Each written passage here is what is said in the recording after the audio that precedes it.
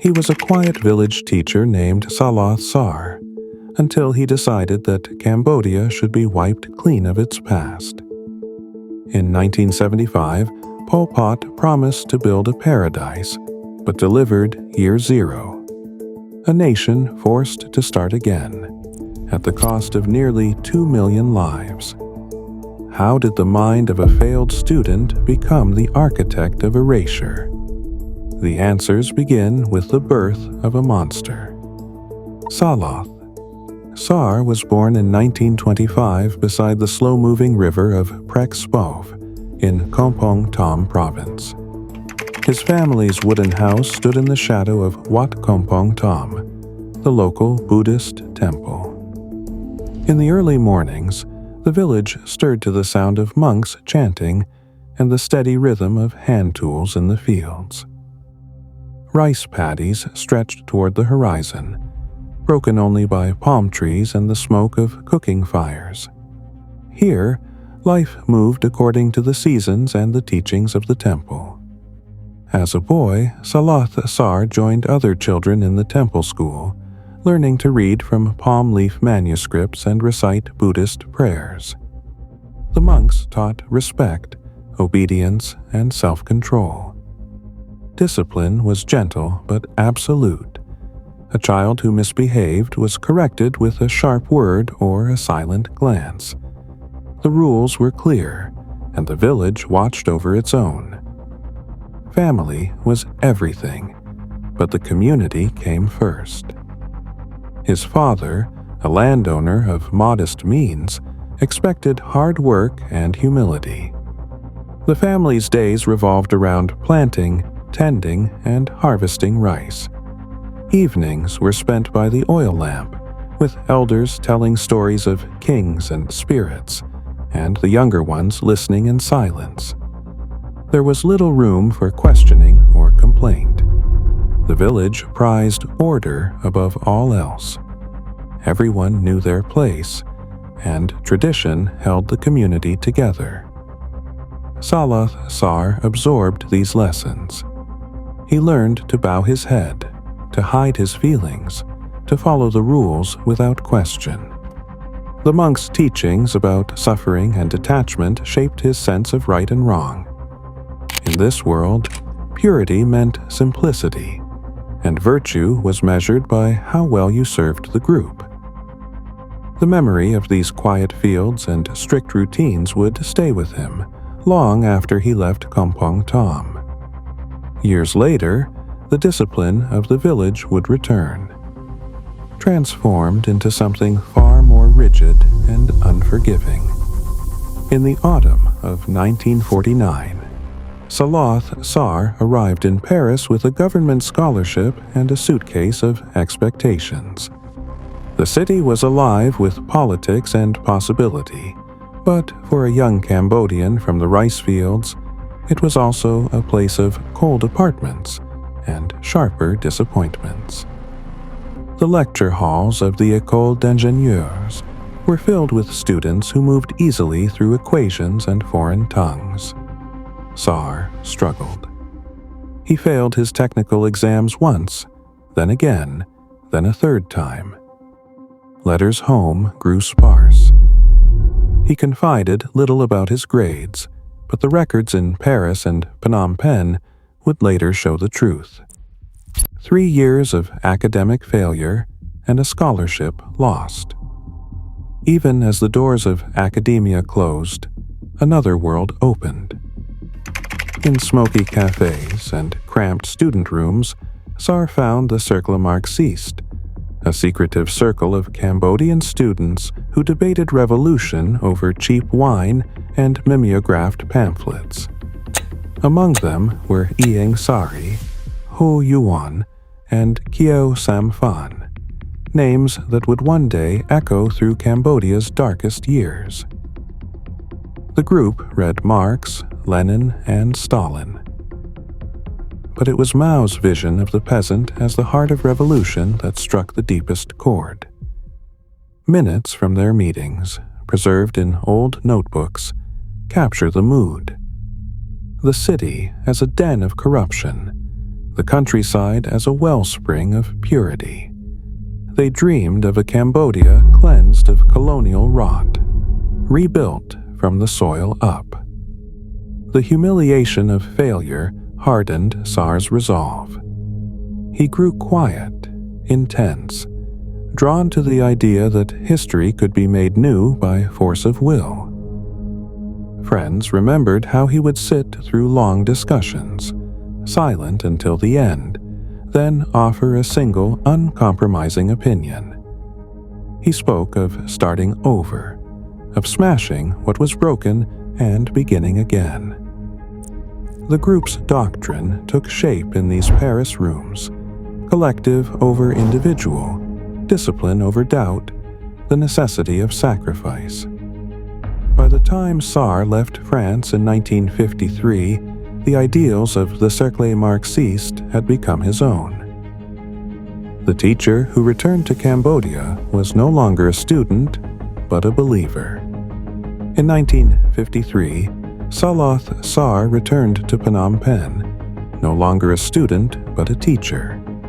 He took a position at Chaulap Chamra on Vikea, a private school on the city's edge.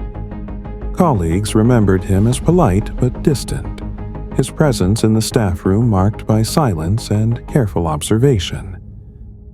Inside the classroom, he was methodical and severe. Lessons began and ended at the exact minute. Students sat in neat rows, hands folded, eyes forward. Anyone who fidgeted or whispered faced a quiet rebuke, a name written on the board, a pointed silence that lasted until the offender shrank back into the group. He demanded more than memorization. Each week, he called for self-criticism sessions. Pupils stood before their peers and listed their own shortcomings. Sometimes, they were asked to report on each other. Who had spoken out of turn, who had failed to complete an assignment, who had questioned the lesson.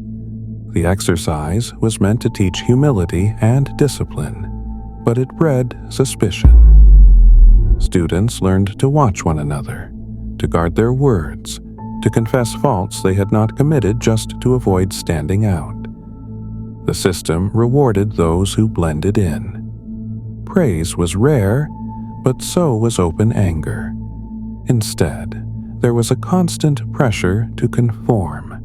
The classroom became a miniature society where the group's needs erased the individual's voice.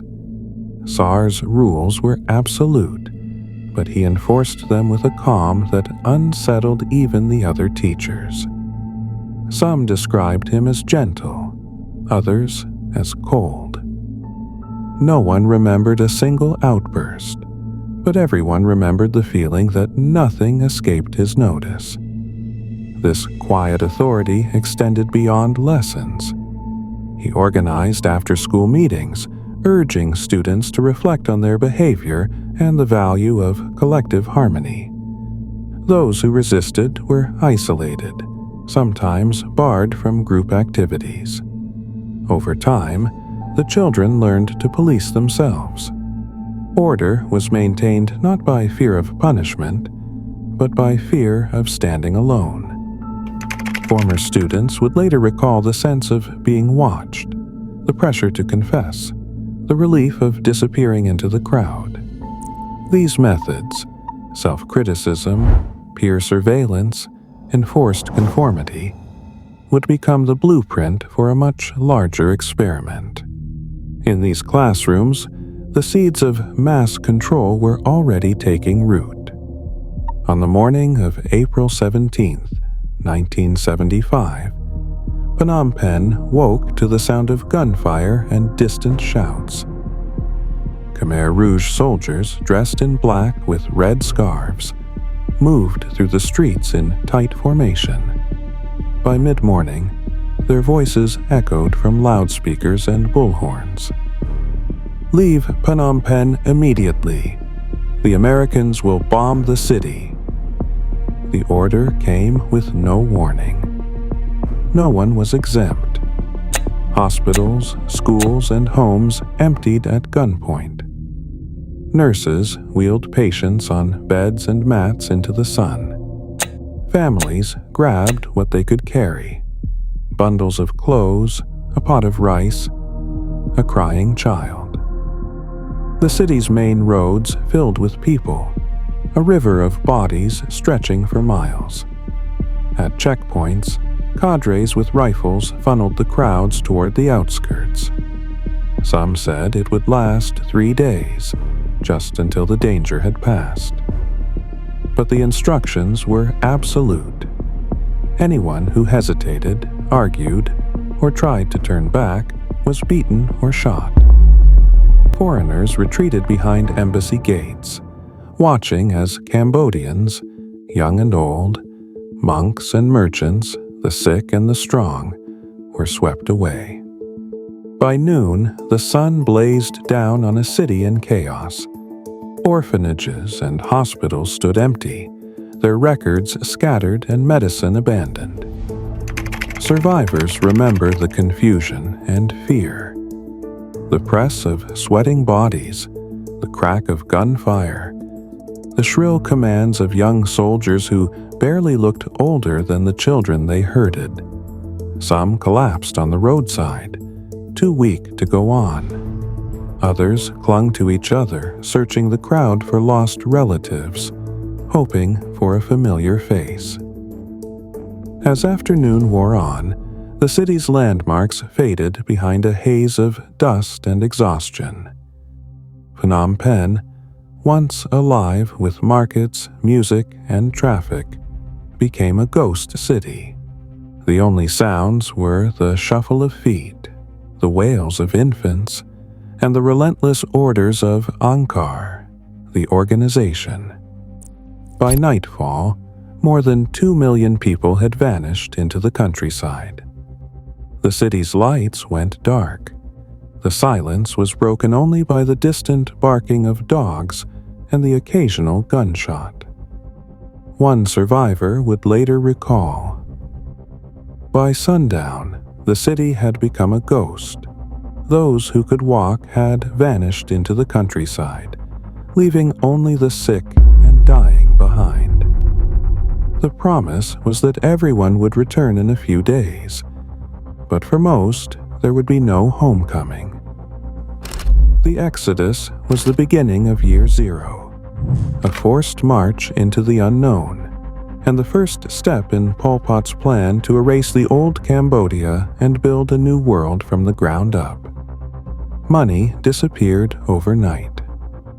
Khmer Rouge cadres, faces set and rifles slung, moved from village to village collecting riel notes, coins, even wedding gold. Markets closed. Shops shuttered. The old currency was declared worthless. No one could buy or sell. In its place, Angkar introduced a new economy: barter, quotas, and the promise that all would share equally, though nothing was ever truly owned. Temples stood silent. Monks, stripped of their saffron robes, were sent to the fields or vanished. Buddhism, once the heart of every village, was outlawed by decree.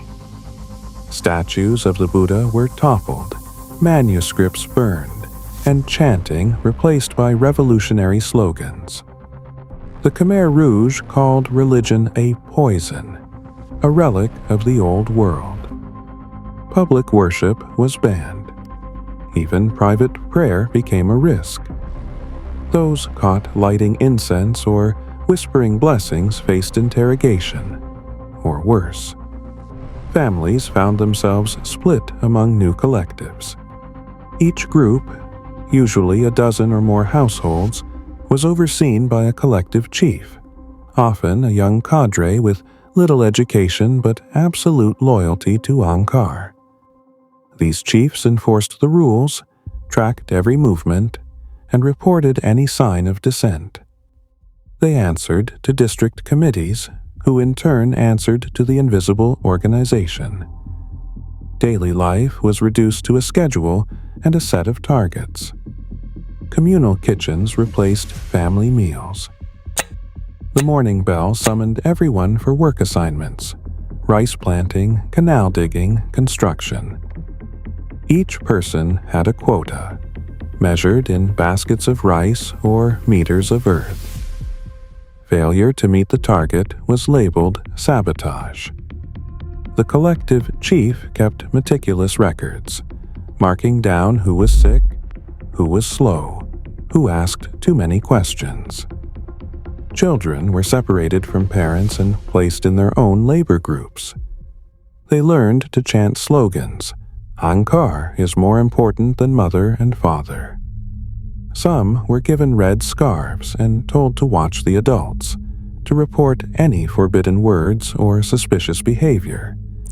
The Khmer Rouge issued edicts banning religion, abolishing money, and dissolving private property. These orders were read aloud at dawn assemblies, then posted on trees and walls. The message was clear. The past was finished. There would be no more merchants, no more monks, no more teachers, no more money. Only workers, only rice, only Angkar. Surveillance became constant. Every evening, collective chiefs gathered the group for self-criticism. Each person stood in turn, confessing mistakes and denouncing neighbors. The smallest error, a missed quota, a whispered prayer, a hidden coin, could end in disappearance. Angkar's promise of equality was enforced by fear and discipline, measured in work units and recorded by hand in thick, dog-eared ledgers. For most, the world shrank to the boundaries of the commune.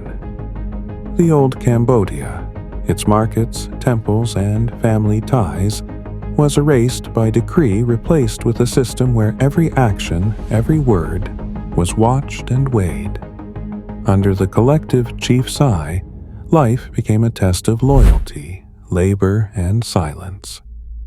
Children became the sharpest tools of Angkar. In every commune, boys and girls as young as 8 were separated from their families and placed into youth brigades.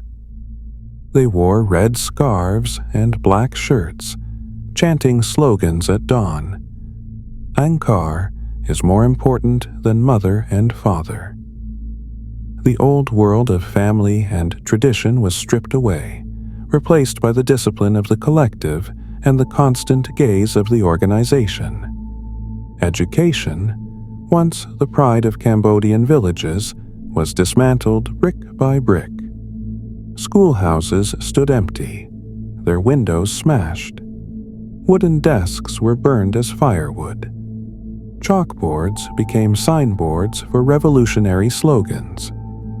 In 1976 alone, more than 90% of Cambodia's schools were closed or destroyed. Teachers vanished or were sent to the fields. Books, notebooks, and even pencils were declared dangerous relics of the past. Children were told to forget what they had learned and to trust only the words of Angkar. Morning assemblies replaced lessons. Children lined up in rows, reciting the rules of the new order.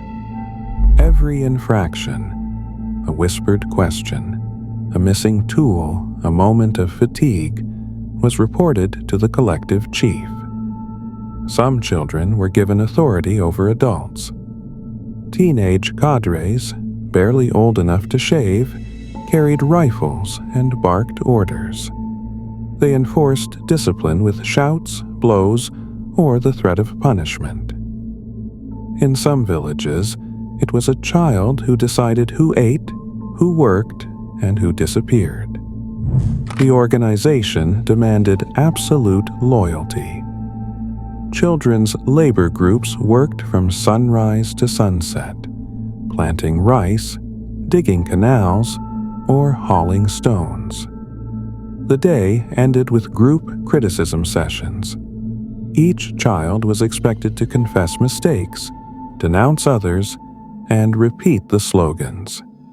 Angkar above family, Angkar above self. In the evenings, the fires burned. Piles of books, photographs, and religious artifacts fed the flames. Manuscripts that had survived centuries of war and flood were reduced to ash in a single night. The Khmer Rouge called it purification. For the children, it was a lesson. Memory itself was forbidden. Some children became informers, spying on parents and neighbors. A careless word at home could mean a midnight arrest. The organization's reach extended into every hut and every heart. Trust dissolved, replaced by suspicion. The youngest Cambodians learned to watch, to report, to survive by betraying those closest to them. By the end of 1977, the old Cambodia existed only in whispers and dreams. The youth, once the hope of their families, had become the eyes and ears of Angkar. The destruction of education was not just the loss of schools or books. It was the erasure of memory, the breaking of bonds, and the creation of a new generation loyal only to the organization. In the hands of children, the machinery of control became relentless, and the past faded into silence. A wooden desk, a ledger, a camera on a tripod. For every new arrival at Tuol Sleng, the process began with paperwork. Prisoners, men, women, even children, were led in, told to stand straight, and ordered to look into the lens. The clerk's voice was flat, practiced. Each person's details were written in careful script: name, age, occupation, home district. No one asked questions. No one explained what would come next. The mugshot routine never changed. First, a frontal photo, then a profile. Prisoners held a number on a board, sometimes their hands shaking. Some were forced to strip to the waist, faces blank or terrified. Behind each photo was a file, stamped and numbered, matching the entry in the intake ledger. These files grew by the hundreds every week. The Documentation Center of Cambodia now holds thousands, each image paired with the prisoner's name and the date of arrival. The files read like a grim census. S21 Archive Photo, 1976, 219. S21 Intake Form, 1977, 0449. Clerks sat behind battered typewriters transcribing every answer. Occupation: teacher, mechanic, monk. Reason for arrest: enemy of Angkar. Sometimes the forms were already filled with accusations. The prisoner's signature, or a thumbprint pressed in ink, completed the page. These records would follow each person through interrogation and, for almost all, to execution. The bureaucracy was relentless, each step documented, each life reduced to a number and a face. The clerks themselves rarely spoke. Their job was not to judge, only to record. They shuffled papers, adjusted the camera, replaced film. They wrote down confessions, filed them in cabinets, and updated the ledgers as prisoners disappeared. The system ran on routine. A face captured, a file created, a name entered in the book. The process stripped away identity, leaving only evidence, a trail of paper and photographs that survives long after the people are gone. In the end, the records outlived the prisoners. The mugshots stare out from the past, blank, defiant, pleading, numb. Each one is a bookmark in the machinery of death. Each file is a fragment of a life erased, preserved only because the regime believed in order above all else. A bell split the darkness at 4 in the morning. In the camps, thousands rose from mats and bare earth, eyes swollen from too little sleep. Roll call came before the sun. Cadres recited the rules. No talking, no leaving the line, no rest except by order. The day's labor began in silence, stretching from dawn until well after dusk. 12 hours, sometimes more, bent over rice paddies, digging canals, hauling earth with baskets and bare hands. Work was measured in quotas and failures. Each person's output was counted, each shortfall recorded. A missed target meant accusations of sabotage. The sick were forced to the fields, the weak left to fall behind. Food rations barely filled a bowl. Most received 1 tin, about 180 grams, of rice every 2 days, boiled into thin gruel.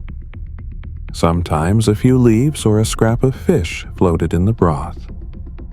Hunger gnawed at every hour. Those caught eating wild fruit or unripened rice faced beatings or worse. Starvation was not an accident, but a method. The organization's slogans were painted on every wall and shouted at every assembly. Those who do not work shall not eat. Angkar is more important than your mother and father. To keep you is no benefit. To destroy you is no loss. The words became as familiar as the ache in their stomachs. Children were separated into their own brigades, working and chanting side by side. At midday, the laborers squatted in the mud for a few spoonfuls of watery rice, watched by teenage cadres with rifles and red scarves. Rest lasted no more than 30 minutes. Then the bell rang again, and the lines reformed. Evenings brought more work, or political meetings, or group criticism. Sessions where each person was forced to confess mistakes and accuse others. The smallest slip, a complaint, a tear, a whispered memory, could be reported and punished. The camps were ruled by routine and suspicion. Every action was watched, every word weighed. Slogans replaced prayers, and the past was forbidden. Under the eyes of Angkar, the only path to survival was obedience, silence, and work. For most, each day was a repetition of the last: hunger, labor, fear, and the endless echo of the organization's commands. Lists appeared in red pencil. First a handful of names, then dozens, then hundreds. By mid-1977, the Khmer Rouge leadership turned its gaze inward. Pol Pot, surrounded by maps and dossiers, began crossing out the faces of men who had once been his closest allies. Party directives arrived at the collectives and prisons. Suspected traitors, spies, and enemies within were to be identified and removed. At Tuol Sleng, the ledgers swelled with new arrivals, many of them senior cadres, district chiefs, and their families. Each intake was recorded in careful script, each confession rung out with threats or pain. The paranoia at the top filtered down through every level of Angkar. Loyalty was never enough. A careless phrase, a rumor, or a failed rice quota could mean a name added to the purge list. The July 1977 execution ledger at S21 tells the story in numbers.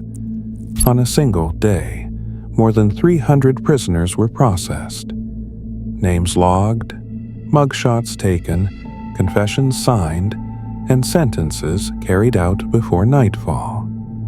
The files from that month run to thousands of pages. Some show the same signature repeated over and over, as if the act of writing could erase doubt. Others end with a single stamped phrase: "To keep you is no benefit. To destroy you is no loss." The bureaucracy of death became routine. Guards ticked off names, updated ledgers, and sent the condemned to the fields behind the prison, where the ground was already soft from rain and blood. No one was safe. Former comrades vanished overnight. The purges reached into every province, every unit, every work brigade. Senior officials who had helped build the revolution were accused of sabotage, foreign plotting, or secret betrayal. Some confessed willingly, hoping for mercy. Most faced torture until their words matched the accusations already written in the files. The party's own architects were dragged before the same cameras and typewriters that had recorded the downfall of their enemies. By the end of 1977, the leadership's circle had shrunk to a handful of the most trusted and most fearful survivors. Pol Pot's maps were now marked with blank spaces where names used to be. The revolution had begun to consume itself. The machinery of suspicion, once aimed at the outside world, now turned inward, grinding through its own ranks with relentless precision. Vietnamese tanks rolled into Phnom Penh at dawn on January 7, 1979. The city, once emptied by decree, now stood hollow and scarred. In their wake, Vietnamese soldiers found mass graves, abandoned labor camps, and prison files stacked high with names. The Khmer Rouge regime, which had ruled Cambodia for nearly 4 years, collapsed in a matter of days. Pol Pot and his inner circle disappeared into the jungle, leaving behind a country gutted by famine and fear.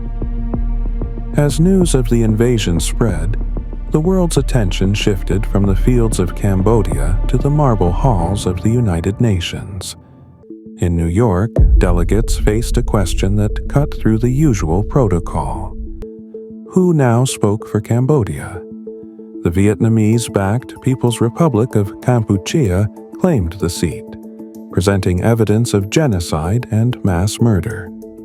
But Cold War politics took precedence over atrocity.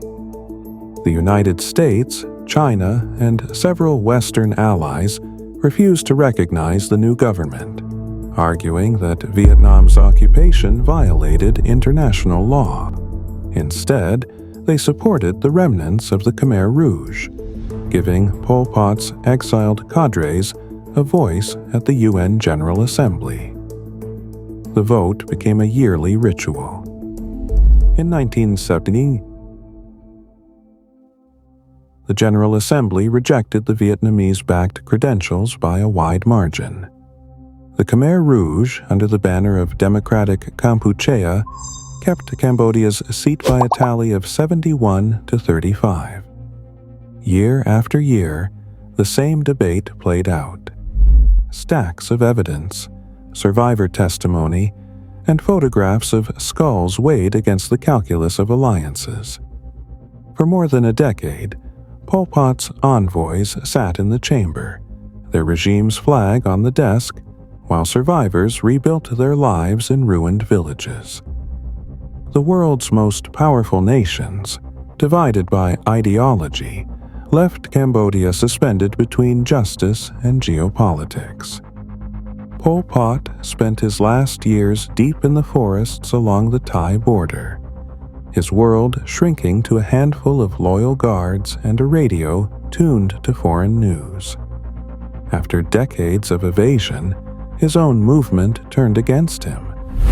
On June 10, 1997, Khmer Rouge commander Ta Mok ordered Pol Pot's arrest. The man who once ruled a nation from the shadows was placed under house arrest, guarded by former comrades who no longer spoke his name aloud. Journalists, allowed into the jungle compound, found him frail and withdrawn, reclining on a wooden cot, refusing to answer questions about the past. He died less than a year later, on April 15, 1998, reportedly of heart failure. Some whispered of poison, others of suicide, but no trial ever took place. His body was cremated beside a crude hut, marked only by a pile of ashes and a blue tarpaulin. In Phnom Penh, survivors and families of the missing gather at memorials each year. The most haunting stands at Khoeung Ek, where more than 5,000 human skulls are stacked on 17 glass shelves inside a Buddhist stupa. Each row is a silent record of lives lost, men, women, and children unearthed from the mass graves that dot the fields beyond. The stupa rises 17 meters above the earth, its glass panels catching the morning sun, its base surrounded by offerings of incense and faded photographs. Caretakers tend the site quietly, sweeping the steps and lighting candles for the dead. Some are survivors, now custodians of memory, guiding visitors past the shelves and telling the stories that official records cannot hold. The fields around the stupa remain pitted and uneven, grass growing over the scars of old graves. For many, remembrance is a daily act, names recited, bones counted, silence kept. The legacy of Pol Pot's rule lingers in these places, where memory persists in bone and ritual, and the work of mourning never truly ends. At Tuol Sleng prison alone, over 14,000 names were entered into execution logs. Nearly all perished. The Khmer Rouge abolished money, religion, and schools by documented decree, seeking to erase Cambodia's past. Survivor accounts and official records confirm that between 1975 and 1999, at least 1.7 million Cambodians died from starvation, forced labor, or execution. Yet, many Khmer Rouge orders remain classified, and the full chain of command behind key massacres is still debated by historians. For years after, Pol Pot's regime kept Cambodia's United Nations seat, despite global awareness of mass killings. Archived UN voting records show this seat was not revoked until 1993. Today, memorials like Khoeung Ek hold more than 8,000 human skulls as silent evidence. The factual record proves how radical ideology, bureaucracy, and unchecked power destroyed a civilization. What remains is a warning. The documents and graves outlast the men who tried to erase them.